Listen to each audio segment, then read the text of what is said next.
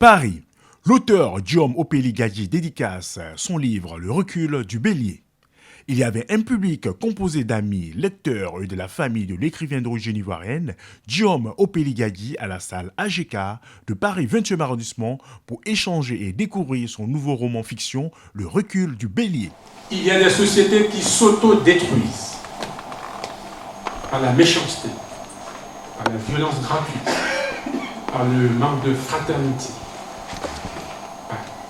On sait quelle histoire qui les mine, mais ce type de société ne peuvent pas avancer, n'avance pas. Elles se laissent toujours écraser par les autres. Le monde avance par les idées. Guillaume Opéli, depuis quelque temps déjà, essaie de produire des idées, et surtout de les partager. Pourquoi Osato a quitté un poste où il pouvait devenir multimillionnaire? C'est vrai qu'il pouvait devenir multimillionnaire. Mais le système mafieux qui avait été mis en place, Osato s'est aperçu que lui, il pouvait devenir multimillionnaire, mais au détriment de son peuple. Au détriment de son peuple. Parce que l'argent qui vient à lui quitte d'autres personnes.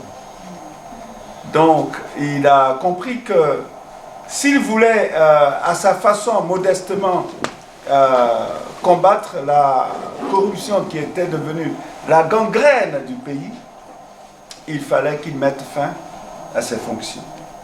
C'est pour cela qu'il a quitté ce poste-là. Alors, est-ce que Osato, ce n'est pas Guillaume Opéli-Gadi? Non. Non, parce que moi, je n'ai pas fait le désert d'Algérie, ni de Libye. Non. Il peut se trouver que ma soeur qui est là, qui est romancière, pourrait en témoigner. Il peut se trouver qu'à un moment donné, Osato croise le chemin de Guillaume Opéli-Gadi. Simplement, par bout. Mais ça n'est pas lui. Voilà. Et maintenant, la jeune fille, j'ai cru comprendre qu'est-ce qui m'a motivé. Ce qui m'a motivé, c'est, il le disait, le frère à droite, Jean Gâteau, très jeune, peut-être 12, 13 ans, 14 ans. J'ai perçu les problèmes qui minaient ma société, mon peuple à moi. Et à ma façon, eux ils le savent. Ceux qui viennent de chez moi le savent. Ils savent ce que j'ai fait comme combat. Mais ce n'est pas à moi de dire ça ici. À ma façon, j'ai essayé de mener ce combat-là. Et d'imposer un peu ce que j'étais. Et bon, les camarades de mon âge ou moins âgés ou même plus âgés ont pris graine de cela.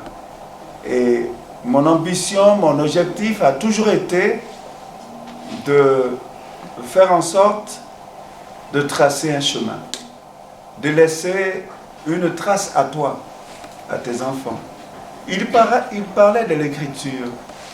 C'est vrai, chez nous, on ne lit pas. C'est pour ça que j'ai chanté, en fait, et que je vais continuer de chanter. Parce qu'on ne lit pas. Et comme on aime la chanson, mais je chanterai. Et dans les chansons, je mettrai les messages. Mais c'est le même combat. Le développement de la terre de mes ancêtres.